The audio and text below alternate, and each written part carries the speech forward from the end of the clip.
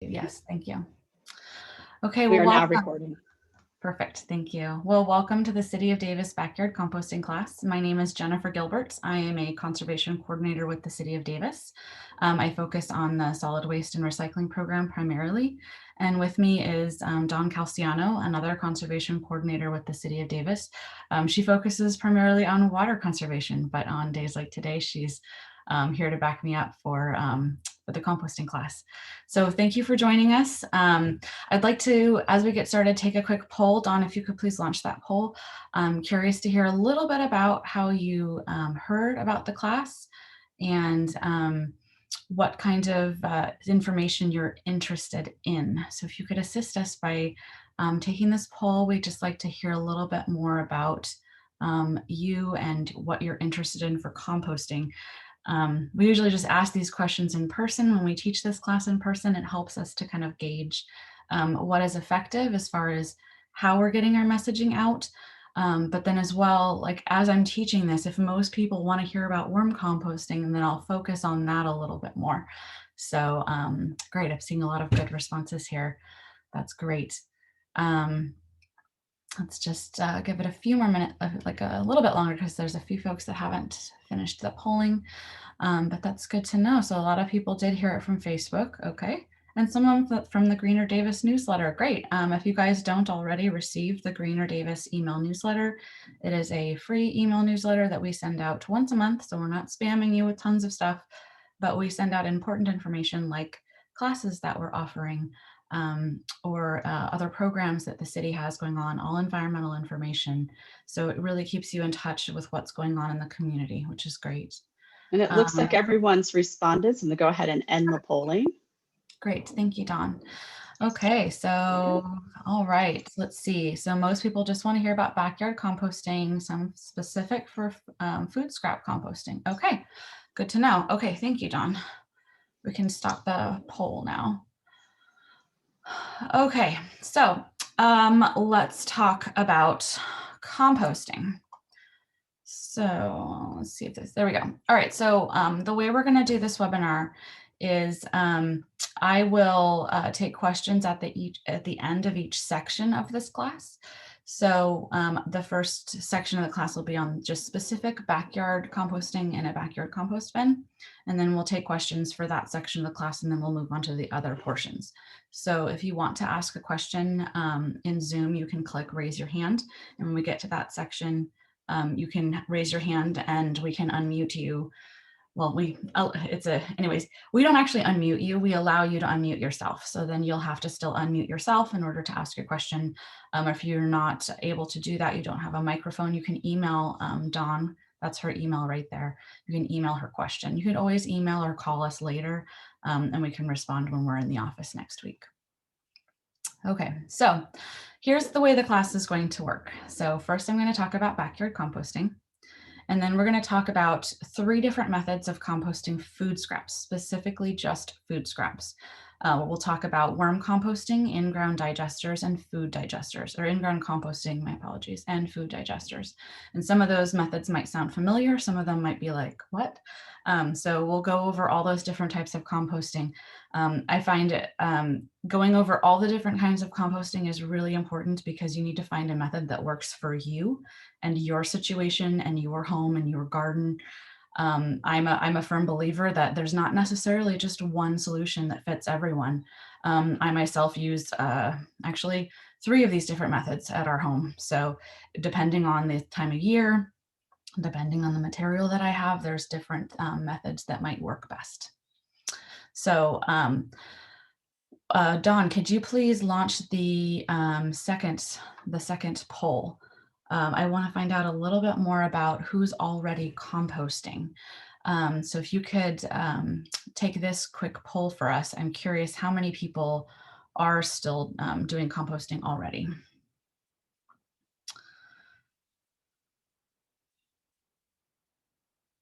Okay, so quite a few folks have not started composting yet. That's fine. Most of the people that take this class, usually that is their situation. I mean, that's why you guys are here, is because you want to learn more about how to compost. But we also do get a lot of folks that take the class because they're composting and things just aren't quite working out. Their bin doesn't seem to be doing anything. Maybe they have some pests that are coming in. And this class can help you with that. We can help figure out what's going on and why you're having those pest issues. So, okay, it looks like just one more poll coming in, and then we can continue. So great. So people have not started composting yet for the most part. So this is great. You're going to start from a fresh start here. So I'm sure those of you who are in Davis are familiar with this brown lidded organics cart that we all have here in Davis. The organics cart, that material is sent for composting. So that counts if you use your brown lidded organics cart. And I really hope you do. That stuff is sent for composting. So we're going to give you credit for that. That counts as your composting. Okay, Don, you can go ahead and end the poll. I think we're good. And yeah, so most people have not started composting yet. Okay, perfect. Thank you, Don. All right, so if you are using your brown lidded organics carts, that does count as composting, so that's fine. Okay, now let's talk about what compost is. So compost, the word compost, it's both a noun and a verb. So as a verb, it refers to the decomposition of organic matter. This happens naturally without our intervention at all.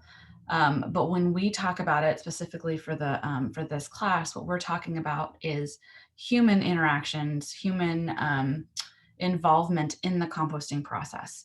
So while we say, oh, I have a backyard compost bin or I compost, we're actually not the ones who are doing the composting.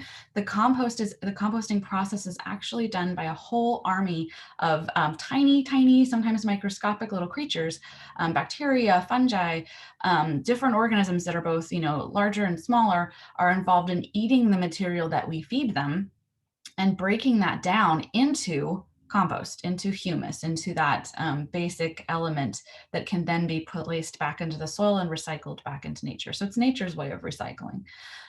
So that is the composting process. It happens all by itself without our involvement. But when we get involved, if we want to have a compost pile, we want to tweak the environmental controls just a little bit in our favor so that we can make these bacteria and fungi and all these other organisms, make them as happy as they can be so they can compost as fast as possible. They'll do it on their own, even without, if we just set our compost pile and we never touch it, we never do anything, it will eventually break down. But it might take a few years and we don't want to wait that long. We want it to happen faster. So this class is going to teach you how to tweak those, the environmental controls with a compost bin to make those little guys as happy as possible so they can eat as much of our material as possible and create compost very quickly. Compost as a noun refers to the actual product of the composting process, that wonderful soil amendment that is so essential for healthy gardens. It is recycling the nutrients back into the soil. When you harvest material from your soil, specifically, especially like vegetables and stuff, it takes a lot of nutrients out of your soil. And it's really important to recycle the nutrients back into the soil, either by adding fertilizers, which is great, but adding compost is really so important because it feeds the soil. The soil is a living, you got to think of the soil as a living organism because of all the different microbes and worms and stuff that are in there. Recycling the compost back into the soil feeds the soil. And if you have healthy soil, you'll have a healthy garden. So it's really important. And of course, one of the reasons we always especially teach this class is because it reduces waste. We don't like to see this stuff going into the landfill. It should never go into the landfill. When organics go into the landfill, it creates methane gas, which is a worse greenhouse gas than carbon dioxide. So rather than this going into the landfill, we can compost it and return the nutrients back to the soil. So good news for everybody, in case you didn't already hear about this, the landfill just announced 2 weeks ago that they are offering free compost to Yolo County residents during the months of April and May. At this point, they have not placed any limits on how much compost you can take or how often you can go to take the compost. The only limit is that you have to be a Yolo County resident, so not businesses, but you can go ahead and take some compost. This is special compost. This is actually our stuff. We send our compost to the Yolo County Central Landfill, not to the landfill face, but to the composting facility that they have there. Our material is anaerobically digested, for about 3 months, I think. And then it's harvested out of the digester cells where it's been producing energy, clean green energy. They harvest it out of the cells and then they send it through an anaerobic composting system just to finish and cure the compost. So that is what is being offered is our stuff. I mean, it's the rest of the county stuff too, but I mean, it's our stuff. So if you want to see what it looks like, I am super curious. I'm waiting for someone to go and bring me back a bucket just so I can see what it looks like. It's pretty neat. So if you have questions, you can go check out the Yolo County Landfill website. It's right there on the slide to find out a little bit more about this, but I would definitely take advantage of it. It might not go this entire time. They might run out of compost or decide that they've given up too much. I don't know. So if you want compost, you better jump on this before this offer goes away. Okay. One other quick method of composting that I want to talk about is grass cycling. And it sounds kind of strange, but grass cycling is composting because you're composting your grass leaves, the blades of grass on site on your lawn. You use a mulch mower or the mulch feature on your existing lawn mower. And what happens is when you mow your lawn, it chops up the pieces of grass so tiny they fall in between the blades of grass. So this is not like when you see someone mow their like a big field and you see all the dried like thatch, like the hay. It looks like they're making hay. You see all that on top of the grass. That is not mulch mowing. That is mowing and not raking up grass when you've the grass has gotten way too tall and you didn't mow it frequently enough, right? No, with a mulch mower, you do not see the grass clippings after you mow it. It looks like they've been bagged and hauled away, but they're not. I mulch mowed when we had a lawn. I mulch mowed all the time.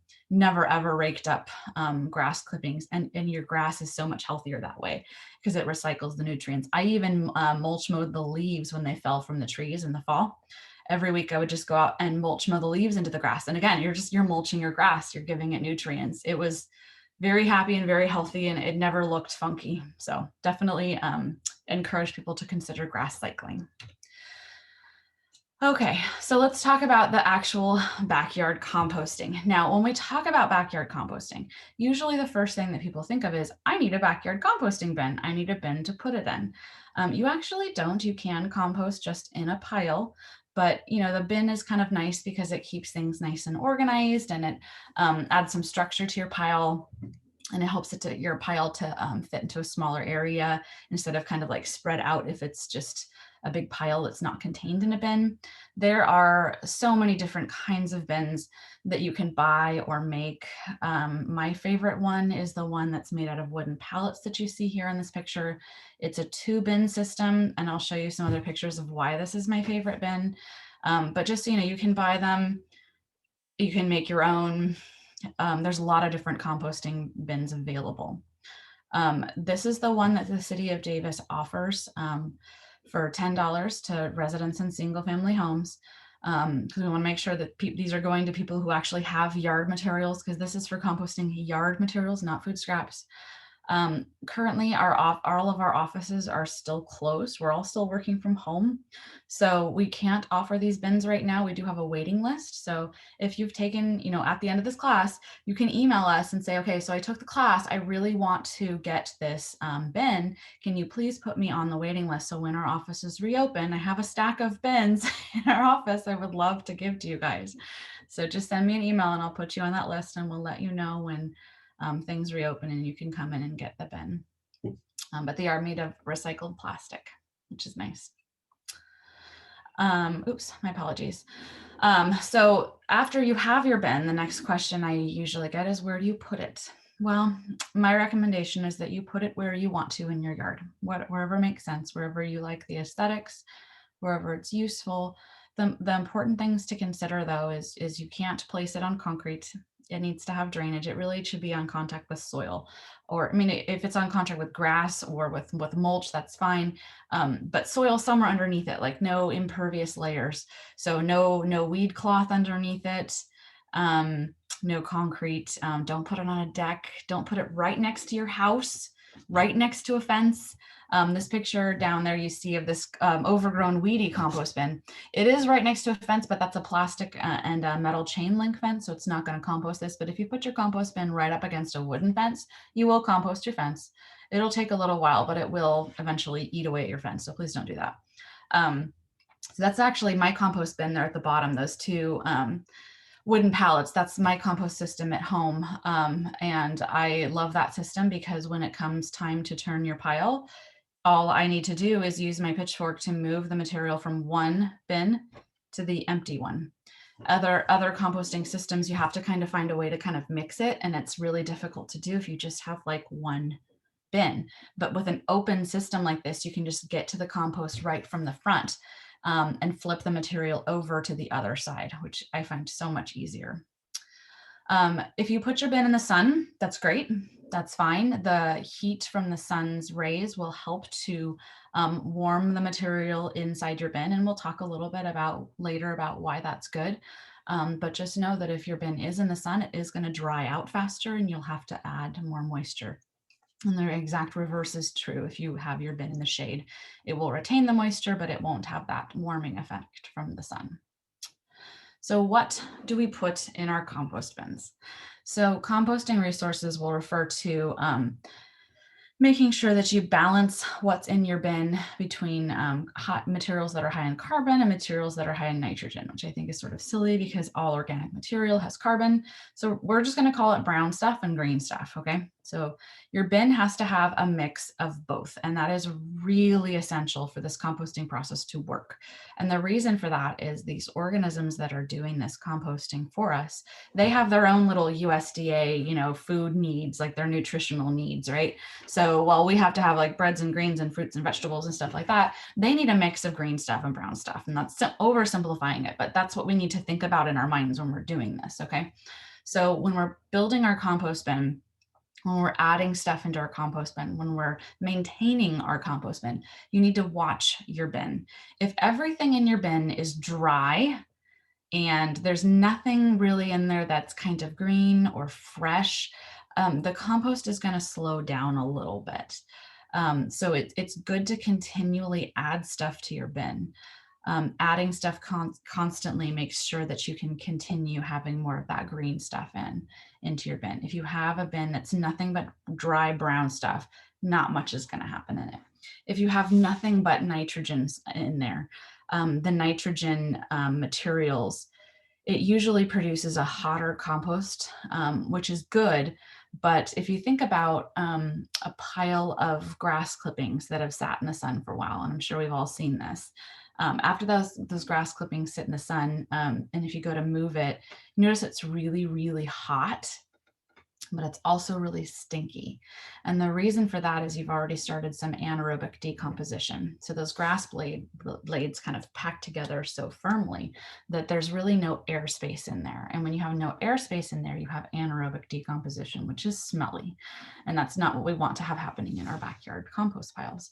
So the brown stuff is essential because it does add more structure to a pile and it allows there to be more air spaces, which is really important. So you have that combination of the green moist stuff that has the nitrogen that the organisms need, and then the structure of the pile that the brown stuff is going to add. So you really want like a 50-50 mix of that in your pile. I would also add that you do not ever want to include any invasive weeds in your pile. Bermuda grass, don't put that in there. And no plants that have diseases. So if you're pruning your roses and your rose has powdery mildew, that should go into the brown lidded organics cart. Yes, it's totally fine to throw any of that kind of stuff in the brown lidded organics cart. That goes to a professional facility where temperatures are maintained at over 120 degrees for so many days. Things are dead when they come out, so that's totally fine.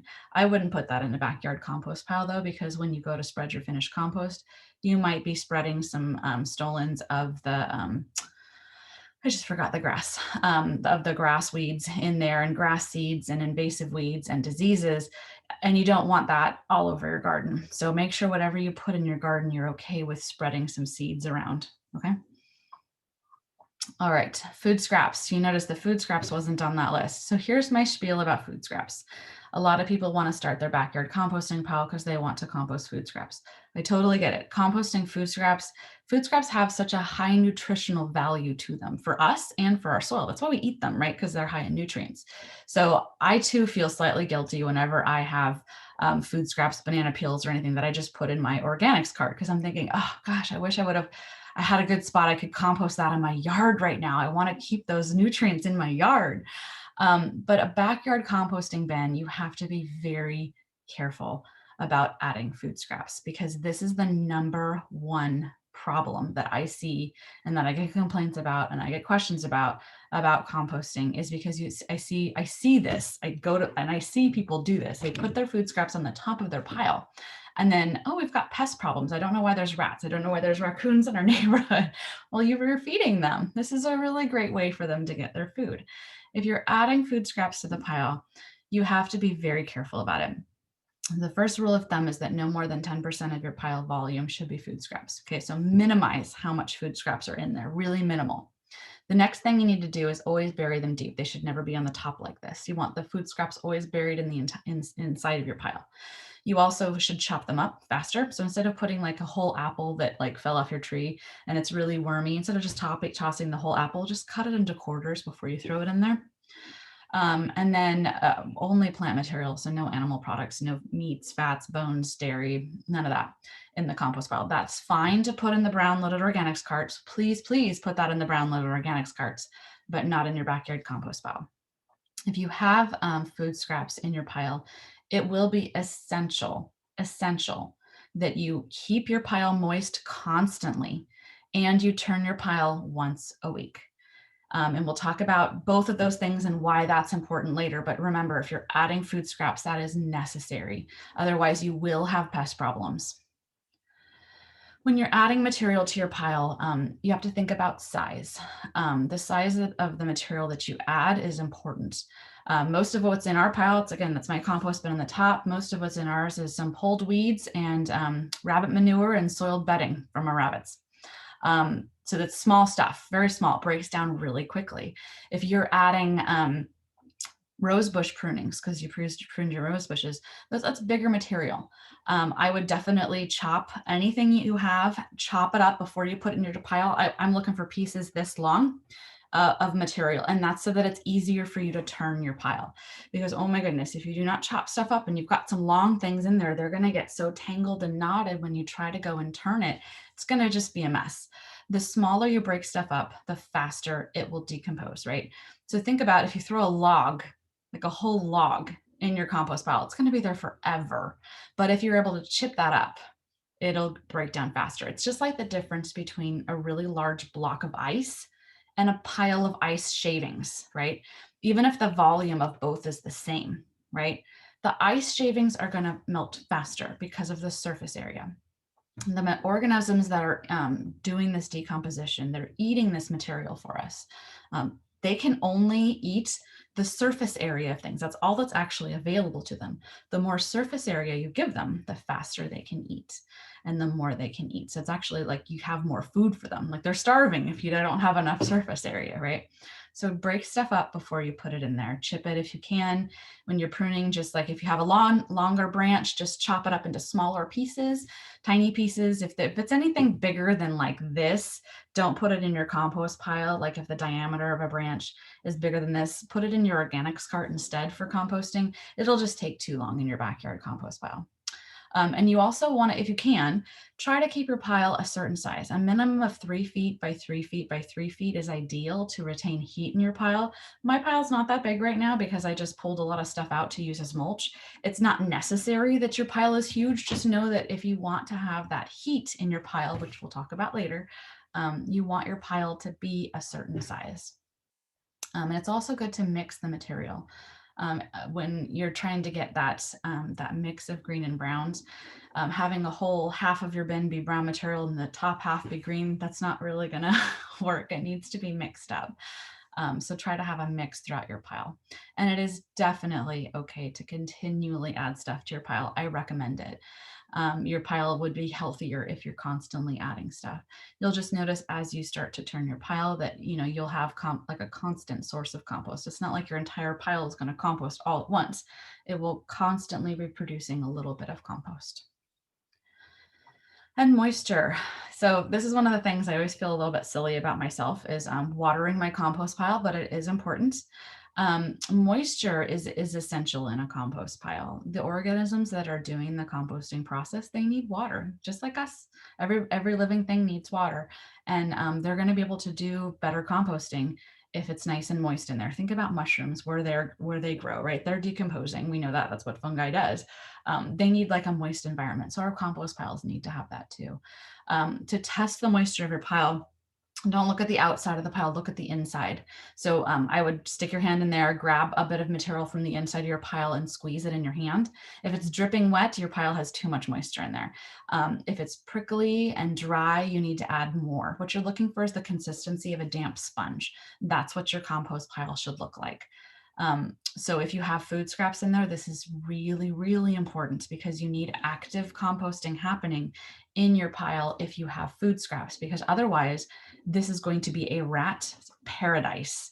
And it will not be a rat paradise if you have active composting happening. If you're turning your pile, if it's moist, if there's heat, the rats won't be interested in going in there.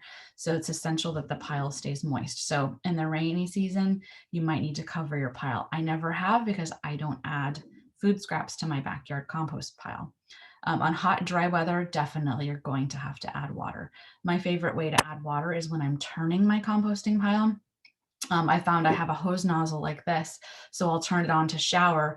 And because of my backyard composting bin is built out of wooden pallets, I'll actually hang the nozzle at the end of the pallet so it's pointing into the bin as I am turning the pile. So as I'm turning it, it's getting water on each layer that I'm adding. Because the important thing to remember about a compost pile is you can't just water the top of the pile. The water will just sheet off the sides. You need to add the water as you're turning it. So, one forkful of compostable material, get it wet. Another forkful, get it wet. Another forkful, get it wet. That way everything is evenly moistened. Otherwise, the stuff at the bottom and the middle will never get water. Okay, and temperature. So temperature is important because temperature means that you have a lot of activity happening in your pile. Of course, if it's in the sun, it's going to be warmer anyways. But I'm talking about like you're going to get like 120 degrees on a good active compost pile. We might not see that in our piles much, but that heat is the evidence of the metabolic activity of all those organisms that are eating your compostable material. So just like us, if we go for a run, our bodies will heat up because we're working hard, right? All these organisms produce heat too when they're composting. So you'll actually feel that heat. On a hot day, you'll feel, regardless of how hot the day is, you'll feel that heat. We used to teach this class at the community gardens, and one year the Parks Department dropped off an entire pile of wood chips from a tree that they had just pruned. And so think about this material. Okay, it's all been broken up into tiny pieces. It's a mix of greens and browns because there's leaves, and then there's the woody parts of the tree. It's a huge pile, and it was a living tree, so the material is wet. So even though it had only been one day since that material had been dropped off, everyone in the class, I had us go over and stick your hand into the pile of wood chips, and it was hot, like uncomfortably hot, which was really crazy. So that heat is really important. We like that heat because it kills the weed seeds. It kills the viruses and bacteria that might be present from the plant material that we've added to our compost bins. Like I said, our compost piles at our home may not get that warm, but at a professional composting facility, they do. They're required by state law to meet certain temperatures in order to make sure that the material that comes out is sterile and safe to put in your garden. So we can make sure that our pile is the right temperature by making sure that it's moist, by turning it, adding air. That's why we have to turn it to add air. We'll talk about that a little bit. Make sure you have plenty of green material in there and keep it large enough if you can, just to retain that heat. And of course, I added this picture. This is actually my compost pile covered in hail because we got a lot of hail where I live, several inches. I had to take a picture because I'm a compost nerd, but also because, references always say, if you live in a cold climate, you have to insulate your compost bin in the wintertime to make sure you still have active composting. And I'm like, oh, that's just not the case here. We never get cold temperatures. And then we had this crazy hailstorm, and I'm looking at my compost bin and it's full of ice. I'm like, well, that was unexpected. So I had to take a picture. So if you end up living in an area where like this is normal and you want to have composting happen actively during the winter, especially if you want to be composting food scraps, you are going to have to thermally insulate your bin somehow, maybe surrounding it by hay bales and covering it with a really thick tarp or something. Just something to keep in mind. Okay, and turning your pile. Turning it is essential. It adds oxygen to your pile. As stuff starts to break up and break down, little pieces will kind of come off, right? Like it'll start breaking down, and those little pieces will settle down into the pile, taking up all the air spaces in your pile. So you'll have to fluff it up occasionally. It also gets the uncomposted stuff on the top. It gets them down to the bottom, so it mixes the material. It's really important in the composting process to mix your material by turning your compost pile. It's a really great way to add, as I said, the moisture. That's when you should be adding it. So again, here's my system. You could see now the stuff is on the other side, and the next week I'll move everything to the opposite side. So I just do this flip-flopping every week when I can. I don't put food scraps in there, but I am concerned about rats deciding they want to live in my pile, and I don't want rats in my pile. So I turn my pile regularly to make sure that doesn't happen. And I've never seen a rat. So even if you don't have food scraps, they might still like to live in there because it's a nice little nest, right? So mixing the material regularly creates that disturbance, so they won't want to be there. And the more you turn your pile, the faster it will compost. Okay, so let's talk about harvesting your compost. So your compost, it's going to take at least 90 days. Like that's a minimum. At a professional facility, it takes 90 days to get compost. So our compost bins, I mean, you're going to start seeing compost in 3 to 6 months. It takes a little while. But what you're going to notice is, again, your entire pile won't compost all at once. But what you're going to notice when you start to turn your pile is you're going to have a lot of moist dirt at the bottom of the pile. And it might be a little while before you notice that that's actually not dirt. If you look at it closely, it's kind of light and fluffy, kind of like peat moss, like a potting mix of peat moss. That's your finished compost, but it's going to have like bits of uncomposted material in there too. So just know that, it's not going to be like, here's this perfect stuff, and then up here is everything that's not composted. It's going to have, like, you can see the picture, there's some little sticks and straw and stuff in there still. So you can go ahead and harvest your compost whenever you want. When you're turning your pile, just start scraping that stuff off the bottom. It's good to leave a little bit in the pile. It helps with the microbes and stuff. But go ahead and harvest some compost. Make sure you cure it before you use it. Lessons learned. Take that compost, lay it out in the sun, let it dry out, let the UV radiation from the sun just stop those microorganisms in their tracks before you add it to your garden. It's so tempting to take that stuff from your pile and put it directly in your garden, especially if you're using like the partially decomposed material from your pile. It's a nice moist mulch, and you see that and you're like, oh my gosh, this would be the best mulch for my plants. I'm totally going to use that. Definitely use that as a mulch. It's a great mulch, but you need to cure it first. Because I could tell you, I've done that without curing it, and I rue the day. If you don't cure it, if you don't stop that composting process by letting it dry in the sun, what's going to happen is you're taking an active composting system and you're surrounding your tender little plants with that.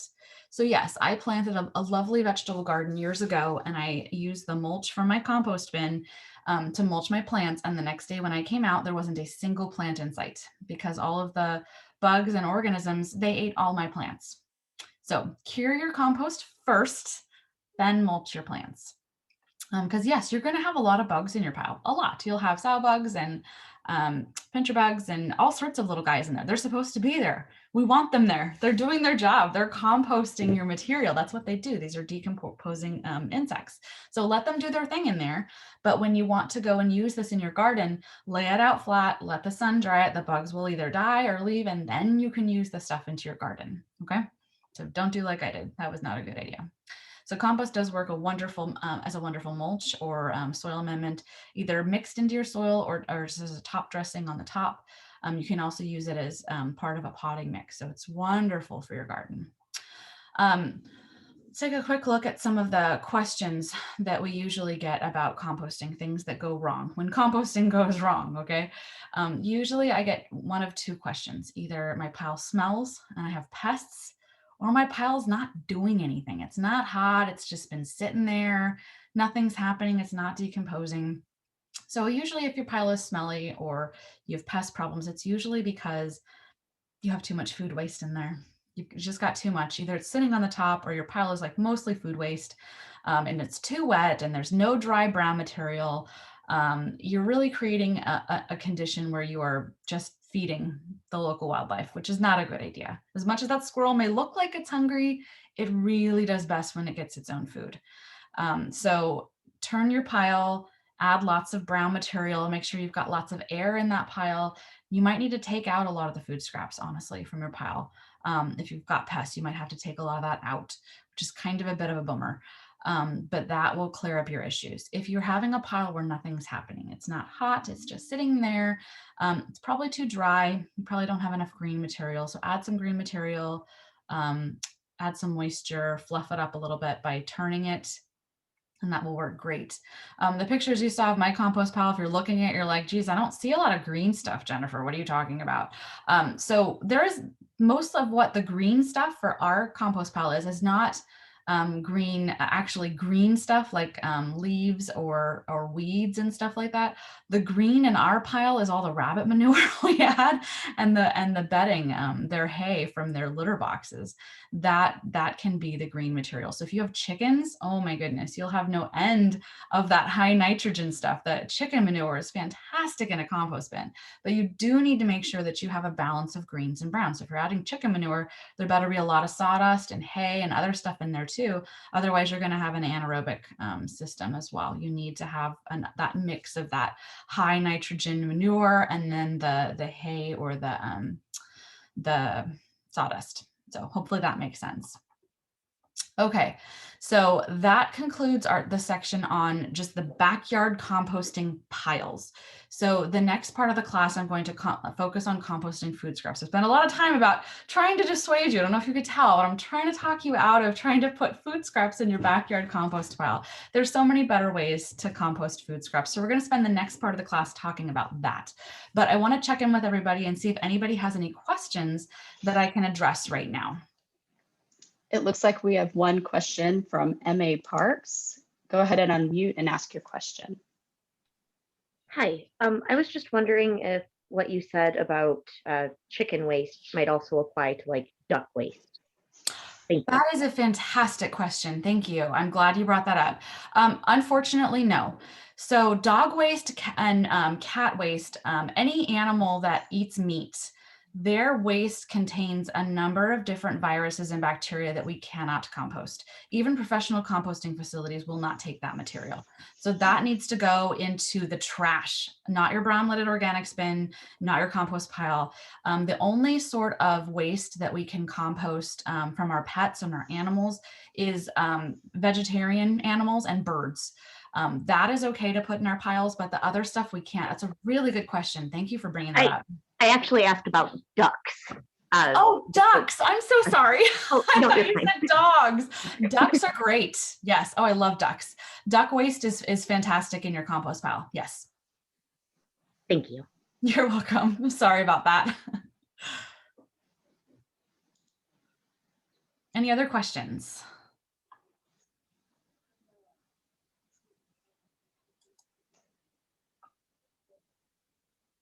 I don't see any other questions right now.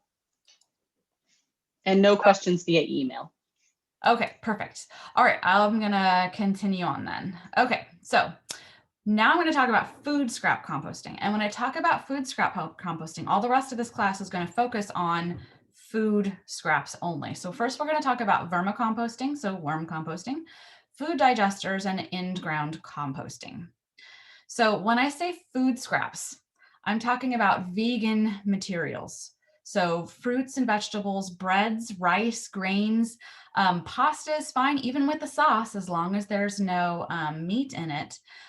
Things like tea bags, coffee filters, coffee grounds, anything like that that we would eat, or it's portions of something that we eat, but we don't eat that part of it, like a core or a rind or something. It's just no meat, bones, dairy, stuff like that, no fats and oils, and no pet feces from dogs and cats. All of those materials on the no list that you see right there, those can go into your brown lidded organics carts. We just can't compost those at home, except for that, like I said, the dog and the cat poop has to go into the trash.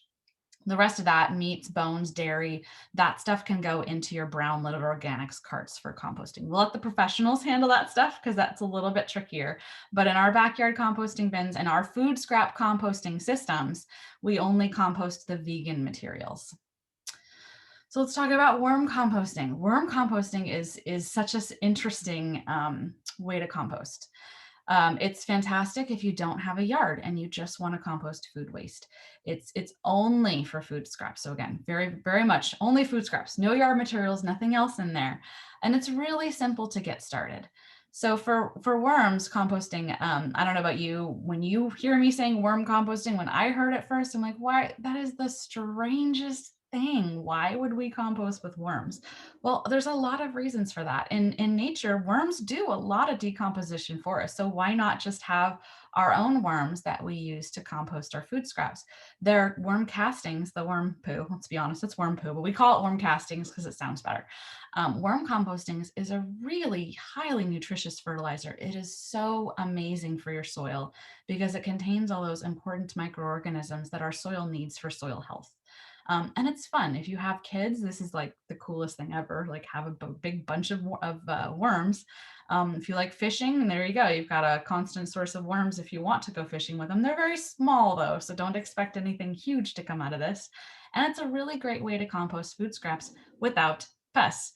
City of Davis here, we have concerns about making sure that when people are doing this, they're not like, it's not going to be a really gross environment and there's not going to be pests and stuff. We really want to make sure that we're giving you good tools that you can do that's not going to contribute to a rat population in your neighborhood, right? Worm composting is a fantastic way to compost so that you don't have issues with rats or roaches or anything. So let's talk a little bit about worms. So if we're composting with worms, it's different than the system in a backyard composting bin where we're trying to make all these fungi and all these other microorganisms happy by making sure that they have a home and they have food and they have moisture and they have heat and everything. With worm composting, we're only focused on worms only. So we have to think kind of what a worm likes. Like, where do worms live? They live in the soil, underneath the soil, right? They don't like light. So we need to provide them with a dark environment. They like cool, damp soil. It has to be cool, can't be hot. They like it damp. They're only near like the first top 2 feet of soil. Have you ever noticed that? You only see worms near the top. They're not way down deep. They like to be near the top. So that's what we have to mimic in our worm composting bins.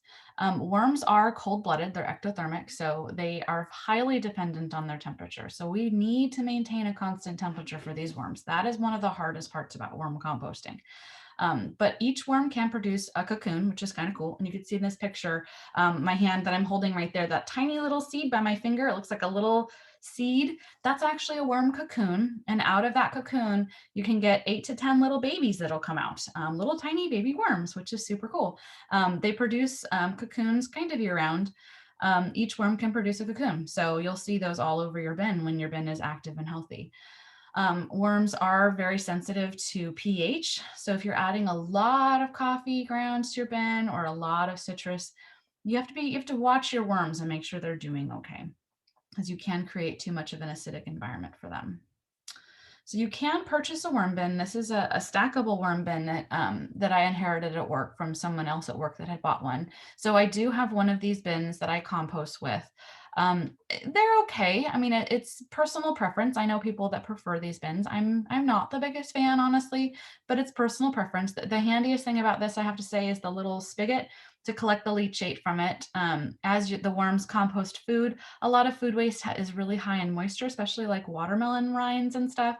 So as the worms break down the food, all that extra liquid will flush through your bin, and the bottom of the bin will collect water.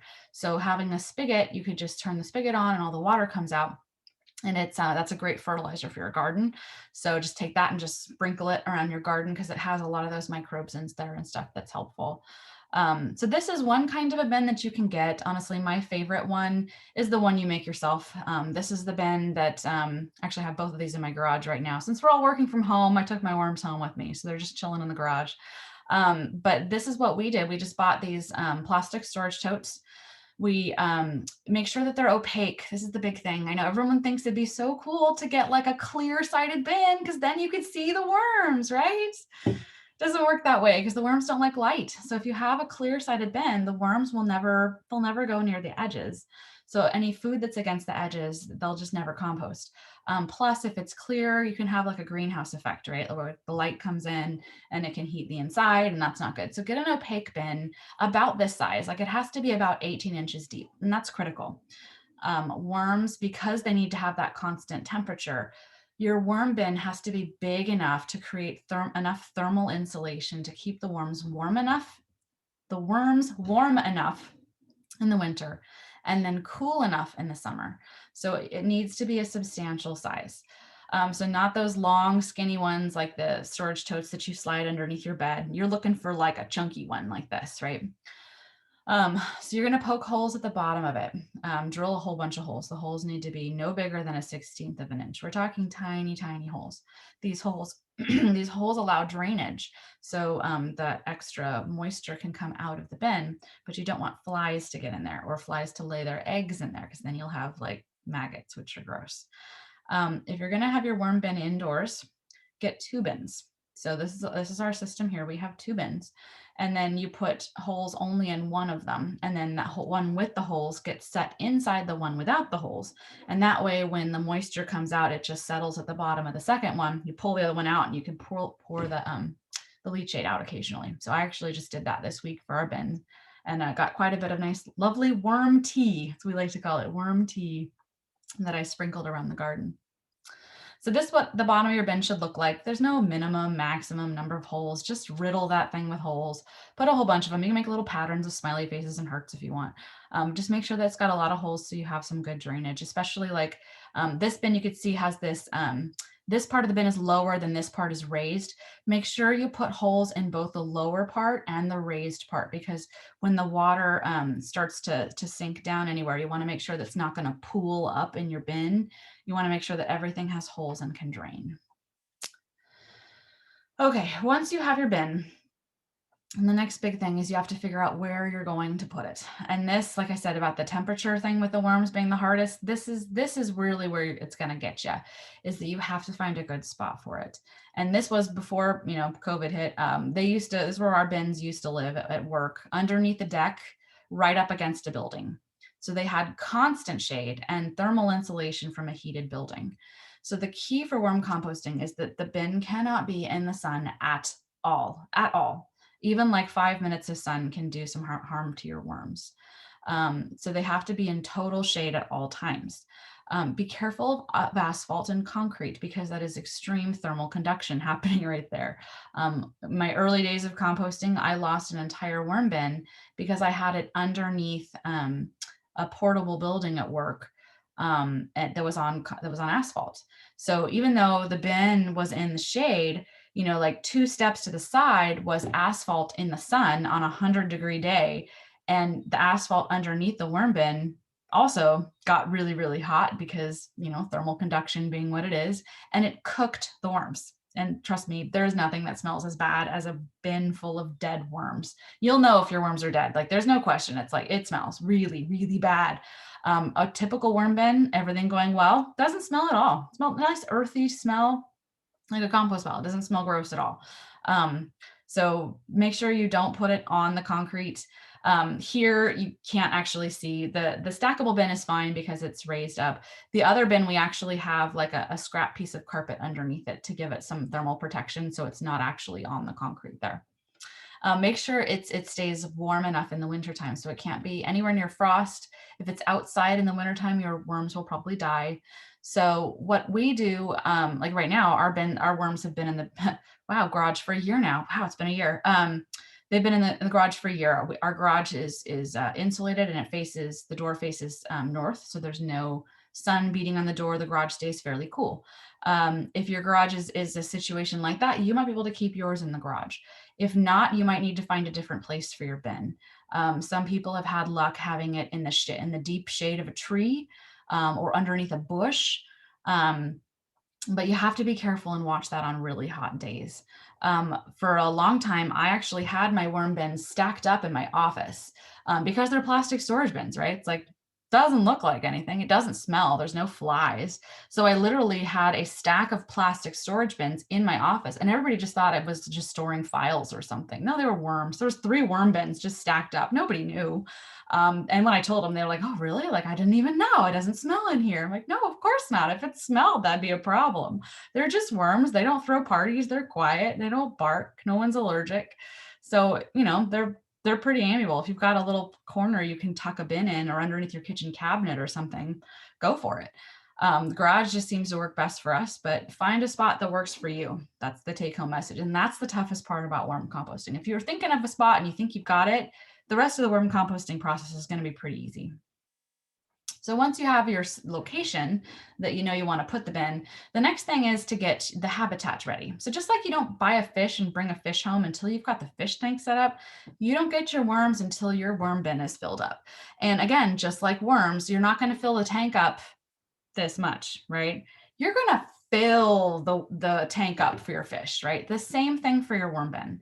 Your worm bin has to be full of bedding. That's what the worms need. It's bedding. We don't fill it with dirt. We fill it with bedding. Now the bedding is not only the environment, but it is also what they eat. They also eat the bedding. So you have to kind of replace it occasionally or add more to it. I like to use newspaper, junk mail, or just any kind of shredded paper. So I throw it through a shredder and get it wet. I put it in a bucket with water and let it soak in a little bit, squeeze it out. It doesn't need to be sopping wet. Sopping wet's actually not ideal, but just moist, like mix it up with some water. It needs to be moist and put that in your bin. You would be surprised at how much paper it takes to fill a worm bin. I like using phone books because you can get a lot of paper out of it. And that kind of paper, that newspaper kind of print, is really great because it's nice and soft. It accepts water easily. You can use any kind of paper. Just know that if you want to start a worm bin, start collecting scrap paper and newspaper and phone books and magazines for at least a month. It's going to take a while to get enough paper to fill your bin. You can leave about 2 to 3 inches of airspace at the top of your bin, but the rest of their bin needs to be full. It's the water to your fish. You're not going to put a fish in a little bit of water. You're not going to put your worms in a little bit of bedding. They need an environment. That's going to help to thermally insulate the bin. So on a hot day, the worms can bury down into the center where it might still be a little bit cool, even if the outside is really hot. Same thing on a cold day. You're going to find your worms all balled together in the very center of your bin on a cold day, but they're going to be okay in that very center because they're going to still be warm enough. So it's really important that you have that bin full of bedding, and you will have to add bedding regularly. I just added bedding to mine this week. So continuously just start saving paper. From now on, you're not recycling that paper. You're going to compost that in your worm bin. Just start saving paper and just keep it to the side, and like once a month or so, throw it through a shredder and put it in your worm bin. You're going to need a constant source of bedding. When you're setting up your worm bin for the first time, add a handful of dirt to your bin. And the reason for that dirt is it provides grit for the worms. Worms don't have teeth. They're like birds. They kind of grind things up in their stomach, kind of like a crop, like a bird does. They eat little stones to help grind up their food. So just add a handful of dirt, and that will help your worms. Now the worms you're going to get, these are not your night crawlers. These are not, you go to a hardware store or something. You can find these sometimes, but you have to be careful. What you're looking for is either the Essentia fetida or the Lumbricus rubeolis worms. So they're called red worms, red wigglers. You can buy them from local hardware stores. We do usually, when our offices are open and things are not like pandemic crazy, we sell the worms for $5 for a starter set of worms. So right now we cannot sell the worms because we're still closed, but once we open, again, if you're interested in receiving worms, you can get on the worm waiting list to receive some worms. We can only give out a few at a time because we only have 2 bins right now. But that's the main purpose of our worm bins for work, is to serve as an educational tool. I usually have them here, and I was trying to figure out how to do that to teach this class and show you the worms, but sorry, I was not able to get that together. So I have pictures at least. But then we also use the worms from our bin to help other people start their own worm bins.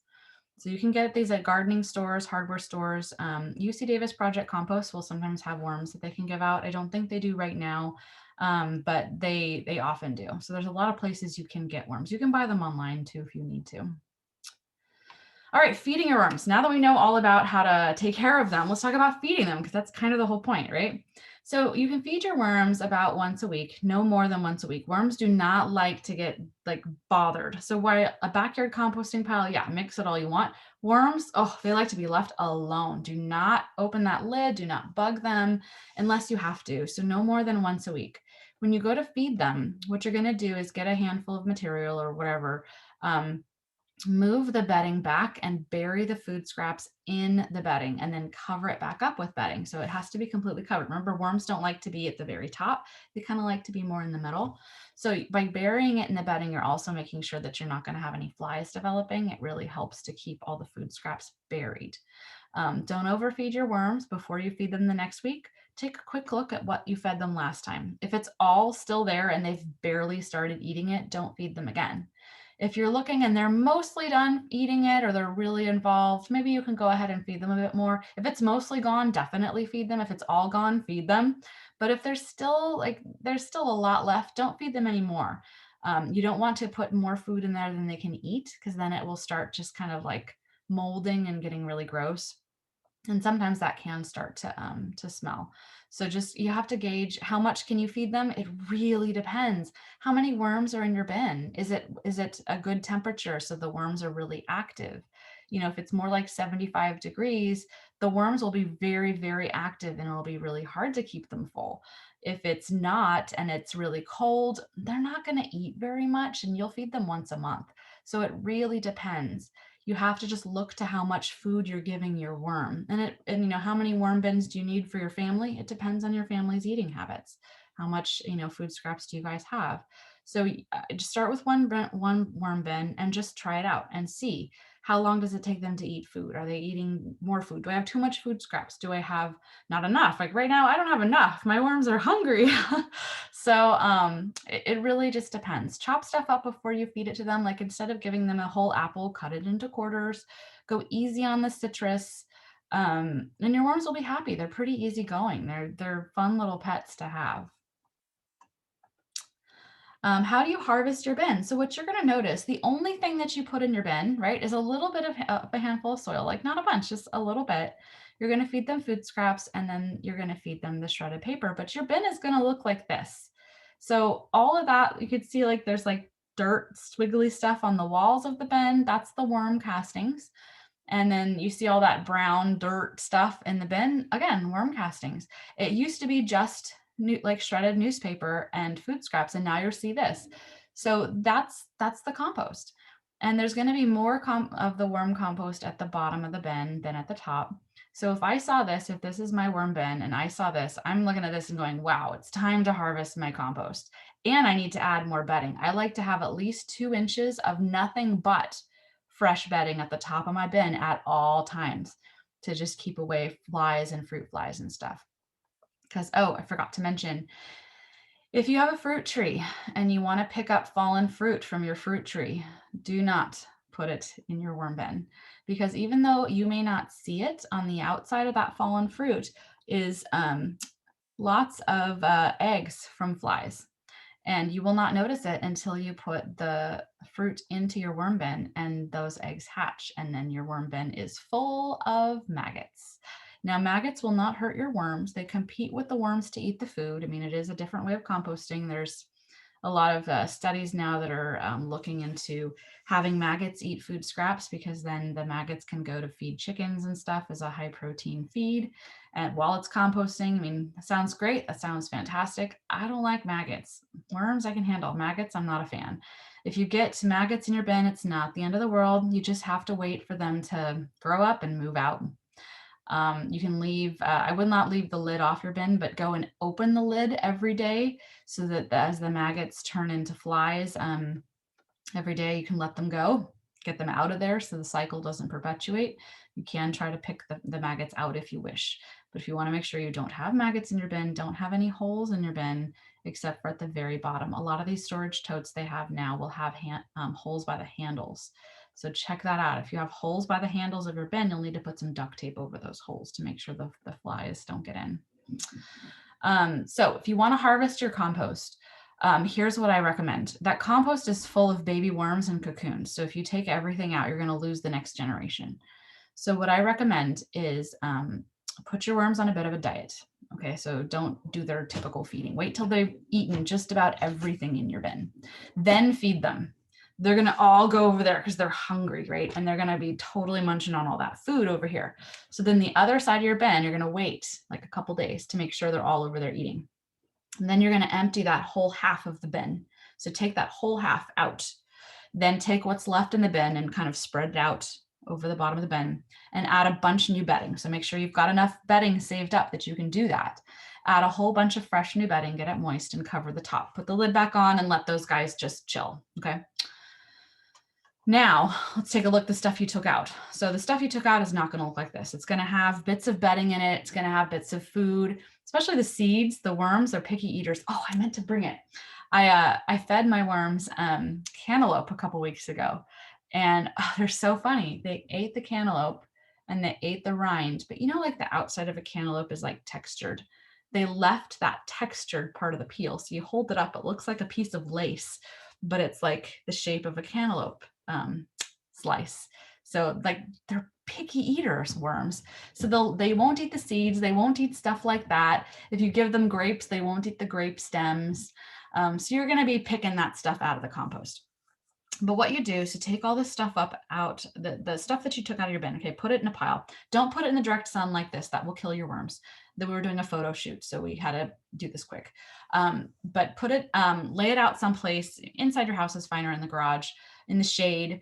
They don't like the light. So worms are going to bury down deeper into the pile. So you're just going to scrape the stuff off the side of the pile.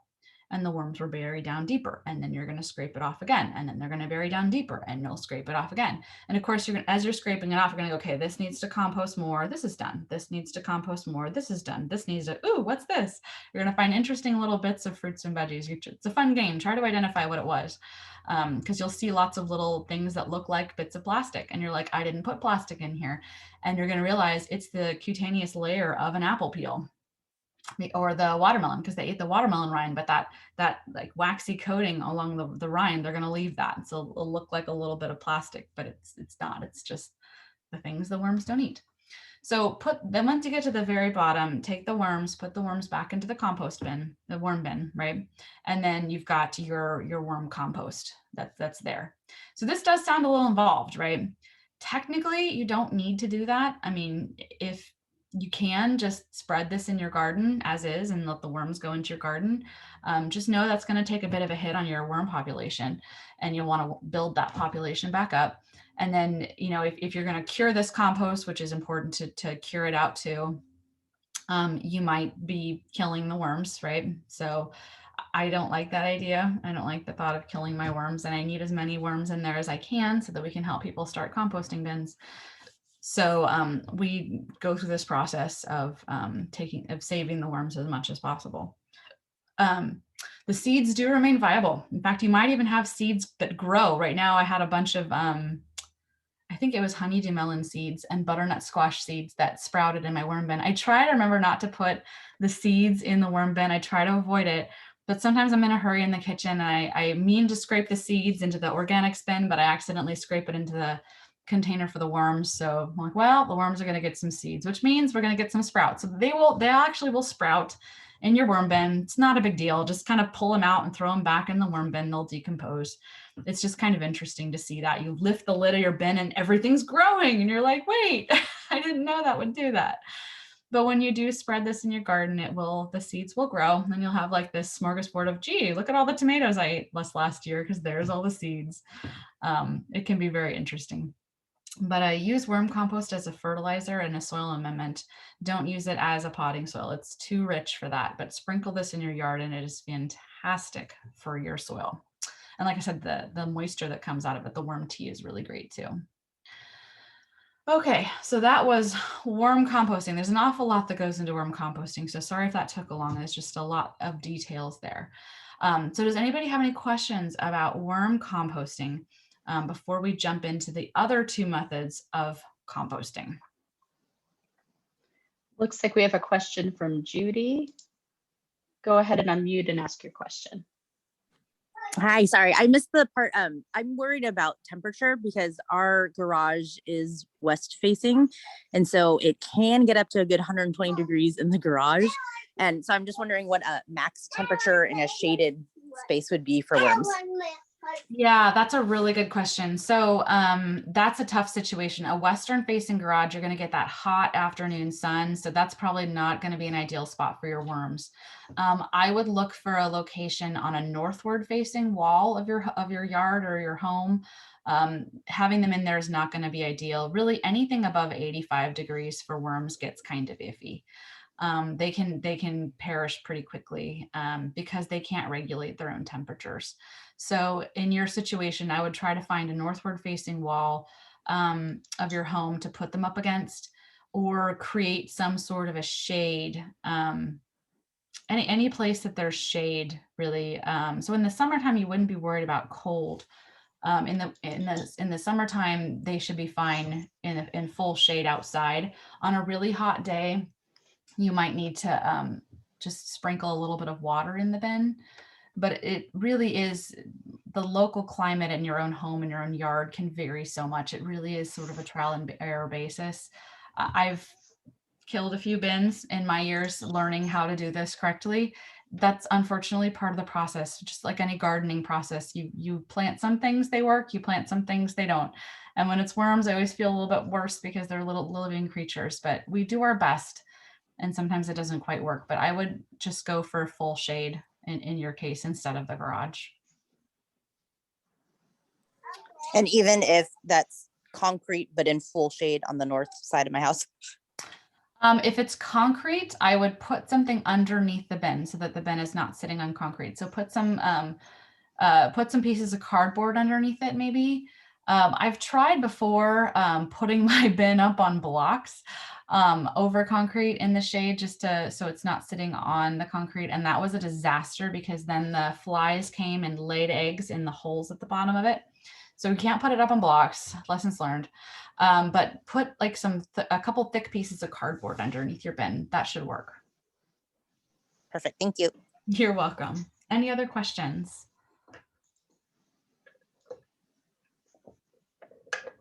Okay. Not seeing any other questions, and there have been no emails. Okay, perfect. All right, so for those of you who are looking at this and going, oh my gosh, composting food scraps is like impossible. This worm thing is just way too involved, and I don't like the idea of putting it in my backyard compost pile. What am I supposed to do with my food scraps? I really want to compost them. There's other options, and this one is my favorite option. This is what I do. It's actually my garden bed and my daughter helping me here. In-ground composting. So this is the composting that my grandmother used to do, and she used to tell me about it, and I was like, well, that's interesting and kind of odd, but cool. And then I realized much later that that actually is a valid form of composting. So in-ground composting, instead of building a bin or anything and composting there, you are composting the food scraps in the ground where the worms are. So it's very simple. You dig a hole, you put your food scraps in the hole, and then you bury the food scraps in the dirt. That's it. It's a fantastic way to compost. You do need a place where you can dig. You can't dig right underneath a tree. You have to be outside the drip line of a tree because you don't want to be damaging the tree roots. If you have an established landscape, maybe you don't have a good spot where you can dig. The best place to do this, I found, is in an empty garden bed. So this is our garden in the fall before our plants went in for the spring. This is a newly established garden. So we did in-ground composting all fall and winter long. And by the springtime, oh, that soil was absolutely amazing. Because what's amazing is even if you're digging into hard clay soil, okay, and you don't see any worms at all in there when you're digging, after you've buried your food scraps and it goes through a few months of composting, the worms will come. I don't know where they come from, but they will come. If you build it, they will come. This method of composting is fantastic because the worms come to the food, they eat the food, and then they distribute the compost throughout the soil. So the compost is, yes, there's going to be a lot right there, but the worms will also bring it around. And then the worms will aerate the soil as they're moving back and forth. So if you're looking for a way to compost where you can actually harvest the compost, this won't work because you can't actually harvest this. But if you're just trying to compost the food scrap to improve your garden soil, this is an amazing way to compost. You really have to, dig a deep enough hole. I mean, you don't want it super deep because you don't want it in the subsoil. But make sure that there's always at least 8 inches of dirt on top of the food scraps that you add to this, and you're set. It's a great way to compost. It's very simple. If you have a dog that likes to dig, this might not work for you, but the rats won't bother it as long as it's dug nice and deep. The food scraps will compost within 1 to 6 months. It really depends on what you're composting and how moist your soil is. Having moist soil is essential for composting, as we've learned, right? All these organisms need moist soil. That's why I like to do this in the fall and winter, because the soil is naturally moist and it composts pretty quickly. You do have to kind of dig quite a bit. So if you're not, super excited about digging, this might not work for you. With this method, I usually have a bucket of food scraps that I'll save in the kitchen, and I'll go out once a week. So I'm only digging a hole once a week, and I'll start at one end of the garden bed, and every week I'll kind of move a little further down until I'm at the end of that garden bed. Then I'll start with the next garden bed. And by the time I get back to that first garden bed, usually that stuff is pretty much gone. It's already composted. If you want to plant seeds, seedlings are fine to plant seeds right on top of the area where you've buried stuff. If you want to do transplants, like transplanting any established plants to there, you'll want to wait until the stuff is fully composted. But this was great for a method to have things composted before we had the brown lidded organics carts in Davis. And you'd have a party, before COVID, right? You'd have parties and paper plates and paper cups and stuff. This hole that you can see with the paper plates and paper cups, that was actually from an employee picnic that we had at work. And we sorted everything out into recycling and compost and trash. And then we took all the compost and we dug a hole and buried all the stuff in the ground so it could compost. Just a fair warning, if you're going to do this, these plates and stuff are fine. But a lot of paper plates, especially the ones that have the pretty designs and patterns on them, they actually are coated with plastic. So when you do this, and I wish I had a picture of this, we did this once after a kid's party, and later digging in the garden, I dug up what looked like all these plastic, like thin plastic discs, and we couldn't figure out what it was for the longest time. It looked like just a film plastic, like a bit of saran wrap or something, but a perfect circle. And it took us a while to figure out that was actually from the paper plates, like each one. So perfect circle, perfect circle. So that will happen. You will have to get the plastic off of those. So if you have that kind of stuff and you want to compost that, put it in your brown lidded organics cart, because that way it's screened. The plastics are screened out of the finished compost at the end of the composting process. But in-ground composting is a wonderful way of composting food scraps. You will not have pests unless you've got a dog that likes to dig. I've never had a trouble with raccoons or with rats. The stuff just composts right into the soil, and then you've got a garden that is just ready for planting in the spring. You'll have a lovely garden. Any questions about that? I know it's really simple, it's really fast. In-ground composting is fantastic. So any questions about that method of composting? And if you have a question that pops up later about any of the other methods, we can cover that later too. One more section to cover and then we're done. So Not seeing any questions. Okay. All right, so if you think of a question later, we'll get to it. The last type of composting I want to talk about is food digesters. So you can buy food digesters, and then there's professional, this one's the UC Davis biodigester, their biogas facilities. But digestion is, when we talk about composting, it is an anaerobic composting system. So composting without air. So that's, as I've referred to it, is the stinky kind of composting. It gets really smelly and gross. But it is a valid way of composting. And with a food digester, you're going to make your own digester. So the way that we recommend doing it is get a galvanized garbage can and drill holes in the bottom and drill holes in the side. And instead of, as this picture shows, don't do this. Don't drill from the outside into the inside, because then the inside of your bin is going to be lined with really, really sharp bits of metal. Instead, you're going to go inside the bin and you're going to drill outside. So the sharp metal's on the outside of the bin. Because what you're going to do is, after you drill a bunch of holes at the very bottom, and then the bottom third of the bin, like not all the way to halfway, just bottom third of the bin. So what you're going to do is you're going to take this bin and you're going to bury it in your backyard. The weirdest thing ever. I know, trust me. You're going to bury it about halfway in the ground. All those holes have to be below the surface of the soil. So you're going to have a garbage can buried in your backyard, just like this. This was mine in my yard years ago. And you're going to make sure the lid stays on that. Pack the dirt around the outside so there's no gaps, right? If there's any dirt left to backfill it, to make sure that it's nice and snug in the ground. And that's your digester. And what you're going to do is you're going to add food scraps to that digester whenever you want. Every day, every week, every month, doesn't matter. You lift the lid, you dump the food scraps in, you close the lid. Done. It's very simple. If this is in the sun, the rays of the sun is going to cook the food in there, because it's going to heat up really, really hot, and it will cook the food in there, which will help it to break down even faster. If it's in the shade, no worries. It just means the temperature in there is probably a lot nicer for the worms on a regular basis. You don't need to add worms. The worms will come, and they will decompose the stuff. It will take anywhere from 4 to 12 months is what the references said. I had mine for a year and a half and it never filled up. I just kept on adding stuff to it every week for a year and a half before it filled up. And that's with adding pumpkins and everything, because the stuff just breaks down. And then the worms come and then they bring the stuff to the soil, and it just keeps breaking down. So it sounds great, right? Like, why didn't we just start with this? This is the easiest method possible for composting. This sounds too good to be true, right? Well, it kind of is. So it doesn't always work perfectly. And there's a reason for that. It's because of these little guys. We've got these little guys around here. They're there's a lot of different names for them, but we'll just call them cockroaches because that's basically what they are, right? So it can happen, as it did with mine, this is my bin, where your bin can become a breeding ground for cockroaches. They enter through those tiny little holes in the side when they're very small, and they eat and grow, and then they get big, and then they actually can't leave anymore because they're so big, but they can't eat and reproduce. And the bin just becomes a breeding ground for cockroaches.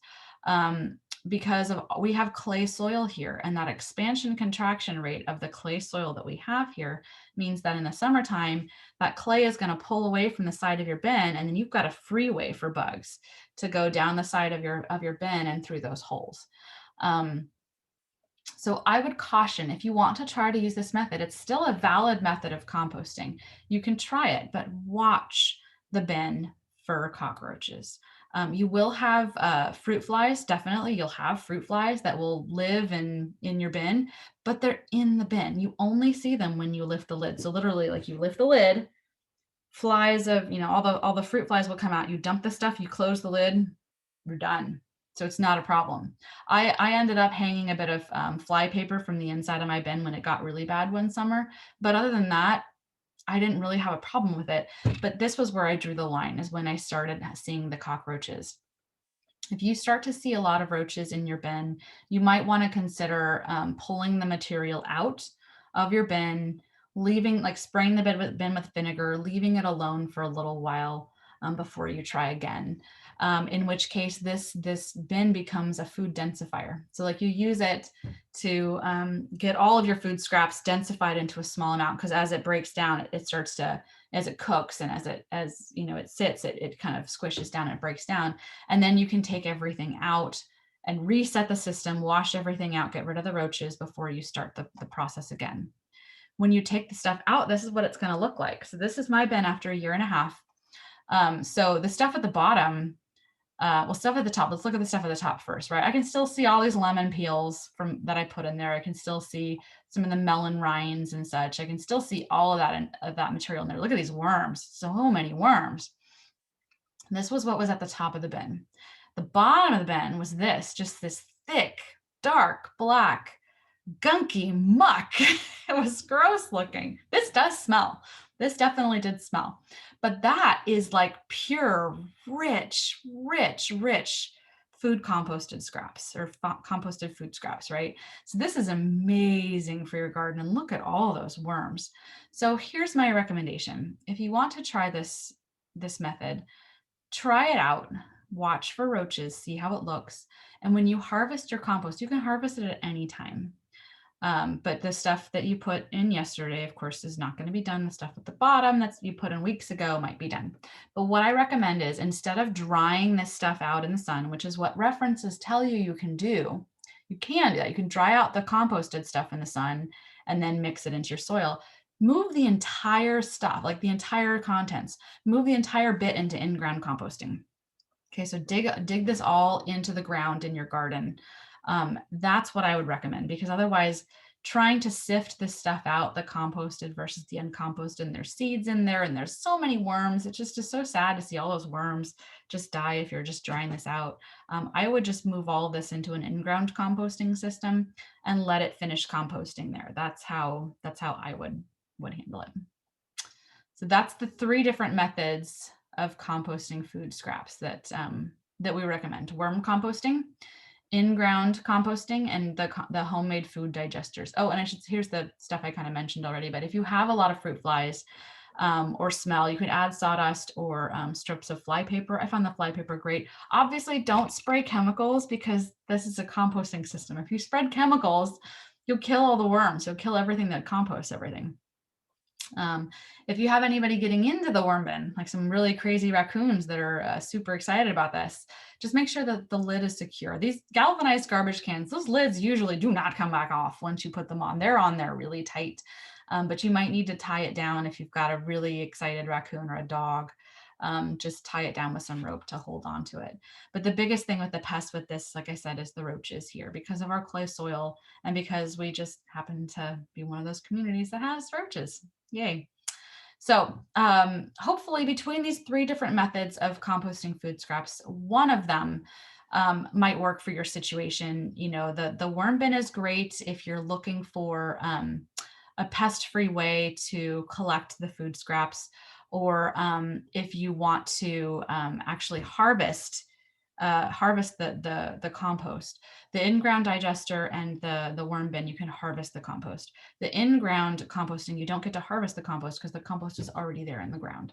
So that's why I say it really kind of depends. How much food scraps do you have? Do you want to harvest the food scraps? Do you have a garden you can put them in? It all kind of depends on which method works best for you. So hopefully one of those methods will work. So that concludes our class. Thank you all for attending. I hope you were all able to learn something from this. If you have any questions, I mean, we could take questions now. You could always email or call us later to go over any of your questions. Our website has some videos online that you can look at, and we have a lot of references on our website as well that might be helpful.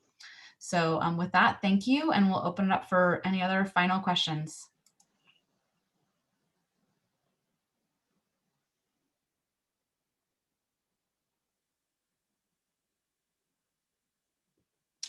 Looks like no questions. Everybody's all good. Not seeing any questions, and there were no questions emailed. Okay, fantastic. Oh, looks like we have a question. Okay. Okay, Stacy, go ahead and unmute yourself. Okay, thank you. This is a little off topic, but I've just cleared a yard full of weeds, and it's not mulch like you talked about. It's what you talked about, where it was way too high and I mowed it and it didn't molt, right? So, and it's got a lot of foxtails in it and I have a dog. And so I've been considering trying to dig a trench and rake as much as I can in and then cover it up. And You can And it sounds- definitely do that. The foxtail seed heads might still sprout, but Right. you can, pull them up when you've got them. You can definitely do that. Dig a trench and bury them. It's a lot of digging, so it's going to be quite a bit of work. well, I was thinking about building, is it a hugelkultur? Is that how, am I saying it right? I think so. Yeah. Right. And so I was going to use it. So not just for that, but also put logs on the bottom and, like kind of build the lasagna and then layer it over with compost. Some of that free compost available right now would be great. Yeah.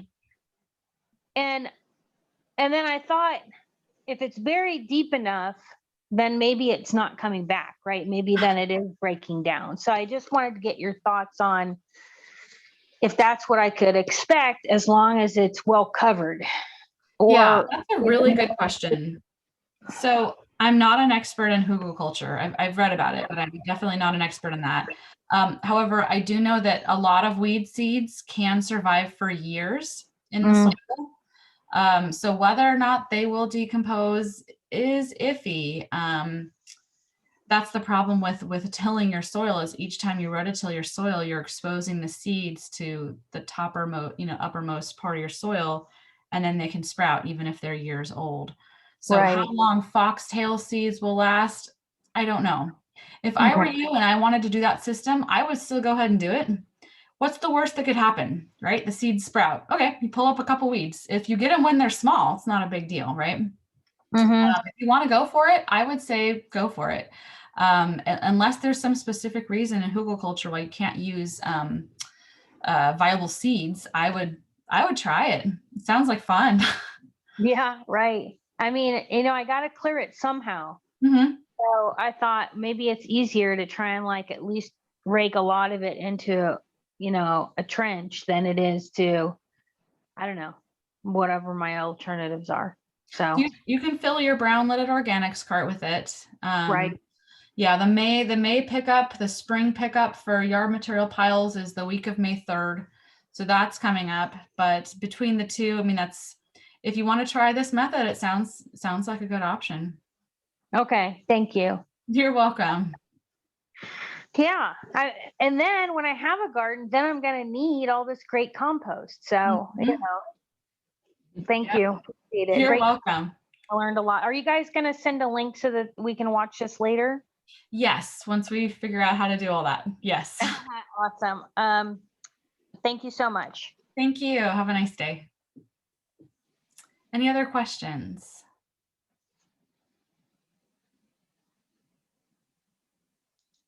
All right. Well, thank you all so much for joining us today. We will send you the link to this information and all the other composting resources online. We want to thank you for joining us for this class. We do have another class on Wednesday. We'll be condensing all of this into just 1 hour for this to fit in the lunch hour, so it'll be a little bit faster. But thank you all so much for joining us. We hope you have a wonderful weekend.